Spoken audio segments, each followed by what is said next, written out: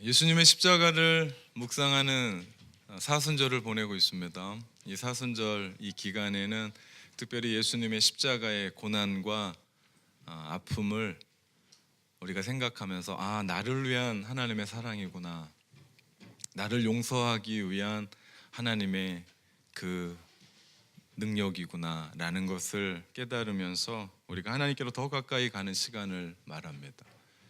사순절을 다른 말로 말하면요, 내가 십자가 앞에 서서 내가 어떤 삶을 살아야 될까를 생각하고 응답하는 시간입니다. 오늘 저는 이런 이야기를 여러분과 함께 나눠보고자 합니다. 오늘 본문의 이야기는 야곱의 이야기입니다. 야곱이 아버지 이삭을 속이고 형 에서를 속이고 장자권을 받고 밧단 아람으로 도망을 갑니다. 도망가던 하루 자기가 어느 곳에서 자면서 돌베개를 베고 잠을 자는데 그곳에서 하나님을 만나게 됩니다. 그리고 야곱은 그곳에서 하나님 앞에 신앙을 고백하게 되고 그곳의 이름을 베델이라고 짓습니다. 그 이름은, 그 뜻은 하나님의 집이라는 뜻입니다. 그렇게 20여 년 밧담 아람으로 도망가서 열심히 살다가 부자가 돼서 다시 고향으로 돌아오는데 야곱에게는 걸리는 한 사람이 있었습니다. 그 사람이 바로 형 에서. 에서가 복수의 칼날을 갈고 자기를 기다리는 걸 알았습니다. 그래서 그는 야복강가를 건너지 못하고 야복강가에서 하나님의 천사와 씨름을 합니다. 죽기 살기로 씨름합니다. 그리고 그는 그곳에서 하나님과의 싸움에서 승리합니다.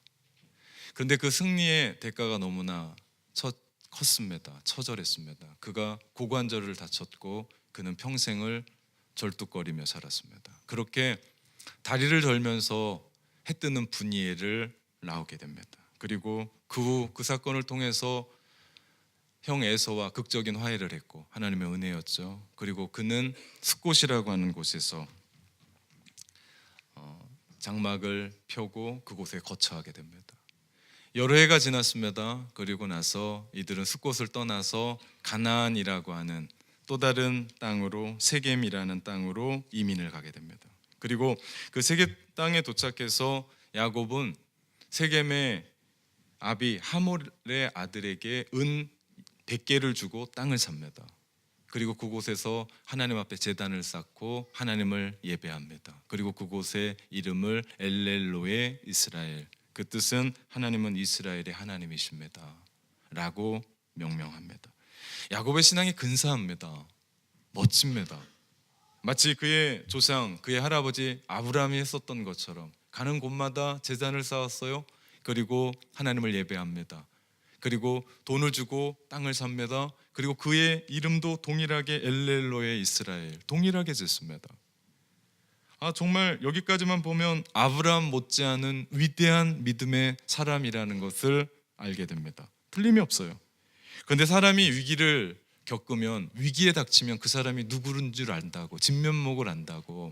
아브라함의 삶, 이 야곱의 삶의 한 사건을 통해서 그의 신앙의 실체가 드러납니다. 야곱 안에 속 깊은 그 마음 가운데는 아브라함을 그렇게 따라했었던 것은 믿음이 있어서라기보다는 하나님께서 아브라함에게 약속해 줬던 그 땅, 그리고 그 후손, 그것을 자기가 받고 싶었던 거예요. 그래서 아브라함을 동일하게 똑같이 따라합니다. 아브라함처럼 행동했습니다. 아브라함처럼 제단을 쌓았습니다. 하나님을 예배했습니다. 그런데 문제는 아브라함처럼 살지는 못했어요. 야곱은 하나님의 백성답게 구별되고 구분되는 삶, 거룩한 삶을 살아내지를 못했습니다. 가나안 땅 세겜에 와서 야곱은 도리어 세겜 사람처럼, 가나안 사람처럼 말하고 그 의복을 입고 그들이 하는 문화를 그대로 따라 행동했습니다. 이것이 나쁜 거냐? 가나안에 왔으면 가나안의 풍습을 따라야 되고 세겜에 왔으면 세겜 사람들이 하던 그대로를 살아야 맞는 것 아니냐라고 하는 그런 생각으로 그냥 받아들였습니다. 이상하죠?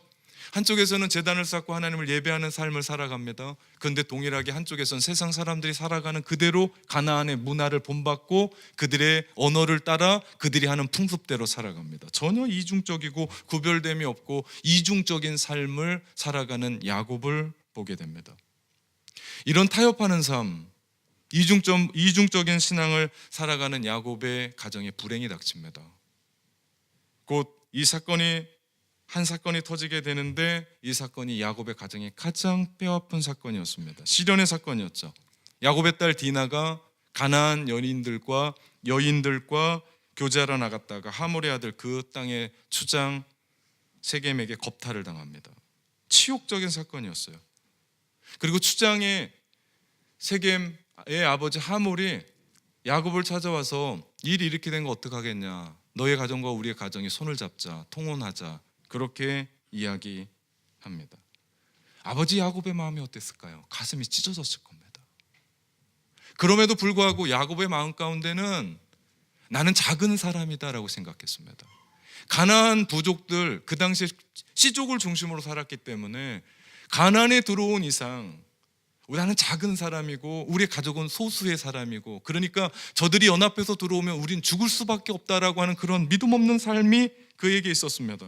하나님의 정체성, 하나님의 백성이라고 하는 정체성, 하나님이 우리와 함께 계시지라고 하며 그렇게 예배드렸던 그 삶을 그대로 살아냈다면 야곱의 삶은 달랐을지 모르지만 야곱의 또 한편의 삶은 나는 작은 사람이고 나는 아무것도 가질 수 있는 게 없고 나는 나의 가족은 작은 존재에 불과하다, 마이너리티다, 에스더니 그룹이다, 나는 소수의 사람일 뿐이다 라고 하는 그 생각이 너무나 지배적이었기 때문에 그 통혼의 제안을 허락합니다. 사실 사건이 이렇게까지 크게 번진 것은 아버지 야곱 때문이었습니다. 야곱이 가나안 땅에 들어와서 세겜의 문화, 세상의 문화 그대로 받아들이고 그대로 통혼하고 그렇게 살아가자라고 손붙잡고 타협하는 삶을 살았기 때문에 그 자식들도 아버지가 하던 그대로를 살아갔습니다. 딸 디나, 온전한 신앙인이었고 정말 믿음의 사람이었었다면 딸 디나가 그 땅의 가나안 여인들과 교제하는 것을 막았어야 했었습니다. 그런데 야곱은 방치합니다. 뭐 그것이 대수겠냐, 이방의 문화, 가나안의 문화도 우리가 한번 배워봐야 되지 않겠냐, 그 땅은 어떻게 살아가는지를 우리가 봐야 되지 않겠냐라고 살아갔을 때 그게 뭐 큰 문제가 되느냐, 가나안 사람들은 그렇게 논다는데 너도 한번 가서 놀아봐라 라고, 친구 사귀면 좋지 않겠냐 라고 하면서 열어놨던 그것이 문제가 됐습니다. 우리도 신앙생활하면서 가끔 이런 함정에 빠질 때가 있습니다. 뉴질랜드 이민과 유학을 살아가면서 아이들이 키위 친구 사귀고 노는데 그게 뭐 대단하겠냐, 그것이 뭐 문제가 되겠냐, 그러면서 주일날 생일 파티가 잡히면 여러분은 어떤 한 결정을 내립니다. 어떻게 하십니까? 이것이 비단 아이들의 문제입니까? 어른들은 또 이 땅에서 살아가면서 어떻게 삽니까? 어른들은 다릅니까? 어떻게 하나님을 예배하는 그 자리에 예배를 빠집니까? 내 인생에 하나님보다 더 중요한 것이 이 세상에 어디에 있습니까? 그런데 우리는 아낌없이, 미련 없이 바꾸고 살아갑니다. 디나의 겁탈 사건은 야곱의 가정의 도덕적인 수치뿐만이 아닙니다. 이것은 하나님의 백성이 세상과 결탁하고 이중적인 삶을 살아갈 때 하나님의 백성으로서 당할 수치에 대한 이야기를 우리 가운데 이야기하고 있는지도 모릅니다.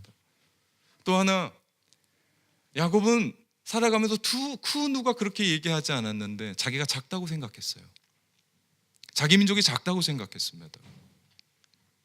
그래서 야곱은 눈에 보이지 않는 하나님은 눈에 없고 눈에 보이는 가나안 부족들이, 시족들이 눈에 보이기를 시작했고, 와 대단하다, 나는 못 쫓아가겠다, 믿음 없는 삶을 살았기에 야곱은 한쪽에서는 하나님을 예배했지만 또 한쪽에서는 그것을 따라 살아갔던 삶이었죠.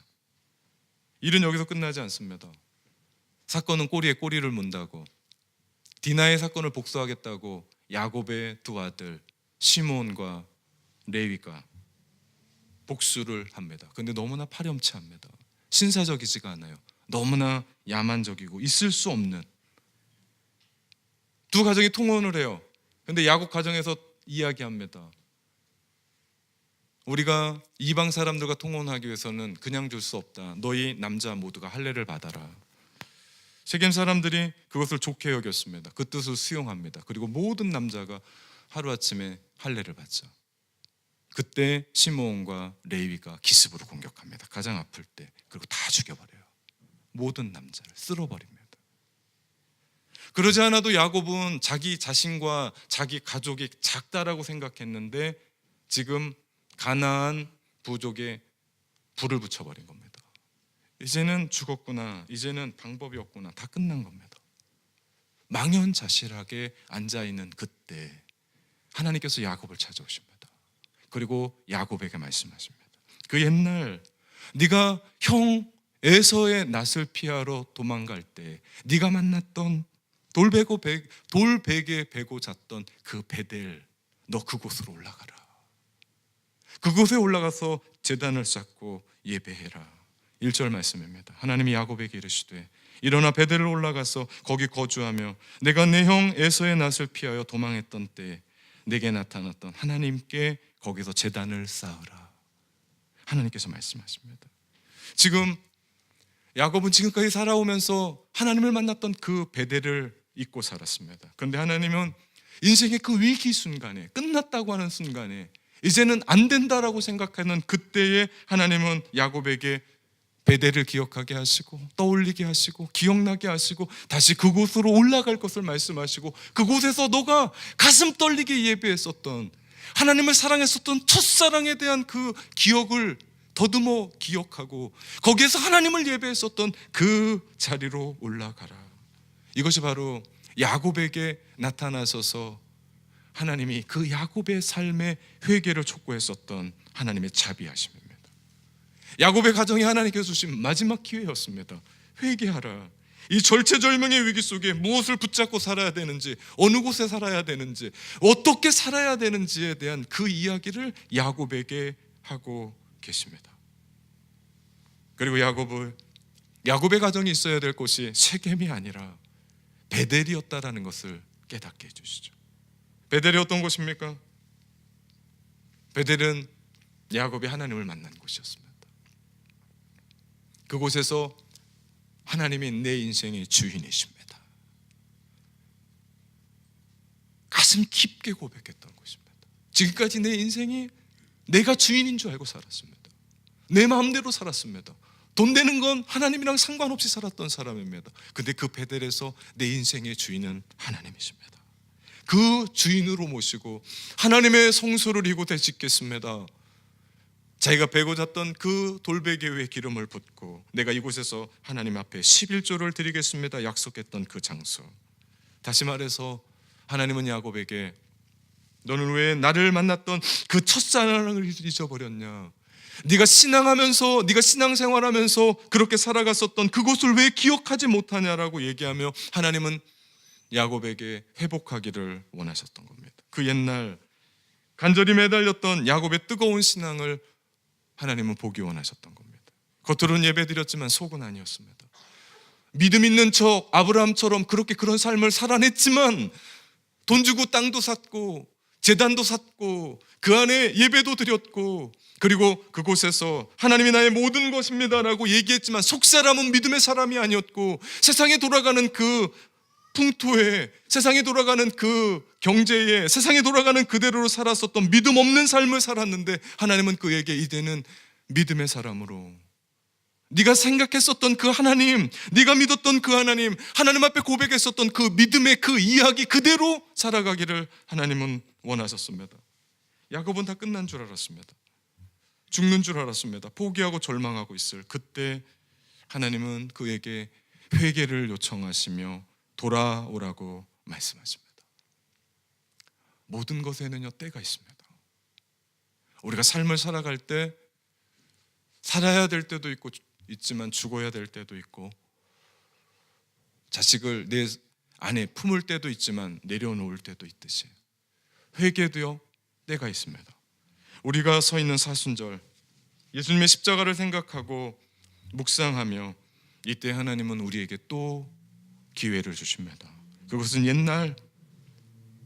그 옛날 주님을 향한 그 첫사랑, 순수했었던 그 사랑, 내가 이렇게 교회를 잘 알지 못하고 내가 신앙에 대한 부분을 잘 몰랐지만 내가 하나님 사랑합니다라고 고백했고 그 십자가 생각만 해도 내 가슴에 뭉클했고 찬송가 한 곡조 부를 때마다 내 마음 가운데 눈물이 핑 돌았고 내가 주님을 위해서라면 이 생명 다 내놓기까지 내가 헌신할 수 있습니다 라고 고백했던 그 자리까지 회복하기를 원하십니다. 십자가를 통해 내가 있어야 될 곳이 어디 있는지를 찾으며, 십자가를 통해서 내가 해야 될 일을 찾으며, 십자가를 통해서 나의 죄를 다시 한번 회복하고 주님 앞에 서기를 원하는 시간, 이 시간이 사순절이죠. 하나님의 말씀에 야곱은 회개합니다. 오늘 말씀 4절에 보니까 그들이 자기 손에 있는 모든 이방 신상들과 자기 귀에 있는 귀고리들을 야곱에게 주는지라. 야곱이 그것들을 세겜 근처 상수리 나무 아래 묻고 라고 말씀합니다. 야곱은 그와 함께 있는 모든 사람들에게 이방 신상을 제거하고 스스로 정결할 것을 얘기하고 옷을 갈아 입으라고 요구합니다. 하나님과 이방 신을 함께 섬겼던, 양다리에 썼던 그런 삶 집어치우고 정리하고 오직 하나님만 섬길 것을 결단합니다. 이방 풍습, 문화를 버리고 새 삶을 살기 위해서 세겜을 떠나자고 얘기합니다. 이젠 하나님의 집 베델로 올라가자고 얘기합니다. 그래서 그는 세겜 근처 상수리 나무 아래 모든 것을 묻고 떠납니다. 그가 묻었던 건 아무것도 아닌 게 아니었습니다. 지금까지 세겜에 살면서 최고로 중요한 것이었습니다. 그것 때문에 인생 바치고 살았던 것이었습니다. 이거 없으면 내가 죽는다고 생각하며 달려왔었던 가장 소중한 것들 다 내려놓고 상수리 나무 밑에 묻고 다시 찾겠다는 얘기가 아닙니다. 이제는 끝입니다. 이제는 내가 버립니다. 이제는 하나님을 위한 그런 삶의 신앙을 결단합니다. 그러면서 외면도, 옷도 다 벗고 새로운 옷을 입고 이제는 세상과 다른 하나님의 백성임을 드러내고 그들이 성결의 행진을 시작합니다. 구별된 삶, 구분된 삶, 거룩의 삶을 향하여 그들이 한 걸음 한 걸음 걸어갑니다. 이것이 회개입니다. 사순절 십자가 묵상하며 내가 하나님 앞에 회개하는 삶이 바로 이런 삶입니다.